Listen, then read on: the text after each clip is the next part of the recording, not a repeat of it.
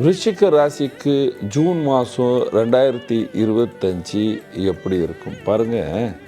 ராசியாதிபதி இப்பொழுது பலகீனமாக இருக்கிறார். சனி பகவான் 5ஆம் பாவத்தில், சுக்கிரன் 6ஆம் பாவத்தில், சூரியன் புதன் நல்ல நிலைமை இருக்கிறார், குரு 8இல் இருக்கிறார். ஆனால் குரு பகவான் 8இல் இருக்கும் பொழுது பண அலைச்சல்கள் அதிகமாக இருக்கும். தவிர யாராவது உங்களுக்கு ஹெல்ப் பண்ணிக்கினே இருப்பாங்க, எப்படியாவது பணம் வந்து சேரும். என்னென்னு குருவின் பார்வை 2ஆம் பாவத்துக்கு இருக்குது. 2ஆம் பாவம் என்று தனஸ்தானம், தனத்துக்கு குறை இருக்காது. அதுக்கப்புறம் சுகஸ்தானத்தையும் பார்க்கும், அதனால் சுகத்துக்கு குறை இருக்காது. ஆனால் ராசியாதிபதி நீச்சமாக இருக்கும் பொழுது மனசில் ஒரு குறை இருக்கும். எனக்கு ஏதாவது ஆகிடுமா, எனக்கு நோய் வந்துடுமா, அலைச்சல் ஓவராக இருக்குமா, 5இல் சனி இருக்கும் பொழுது வயிற்று சம்பந்தமான சிக்கல்கள் உருவாக்குமா, இந்த பயம் இருந்து கொண்டே இருக்கும். வியாபாரிகளுக்கு சுமாரான காலம், ட்ராவல் அதிகமாக இருக்கும்.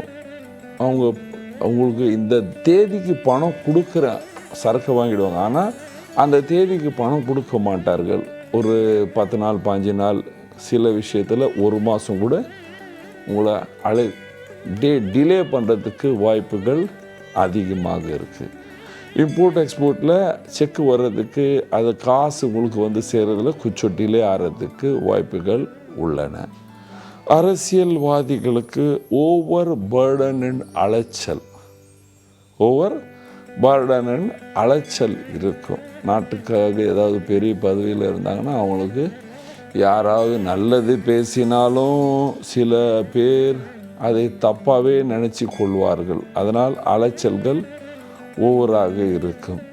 நீங்கள் கலைஞராக இருக்கீங்கன்னா கண்டிப்பாக உங்களுடைய வர வேண்டிய பேமெண்ட் டிலே ஆகி வரும்.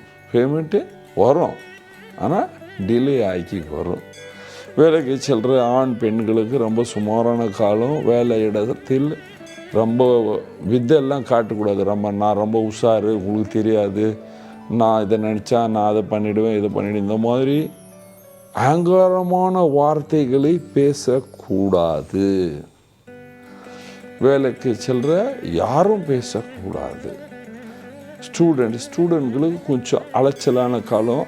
விவசாயிகளுக்கு கொஞ்சம் அலைச்சலுடன் பண வருமானம் என்று சொல்லும். வீட்டில் இருக்கிறவர்களுக்கு கொஞ்சம் வயிற்று சம்பந்தமான கேஸ்ட்ரிக் ட்ரபிள் வர்ற மாதிரி ஒரு நிலைமை காட்டுகிறது என்று சொல்வேன்.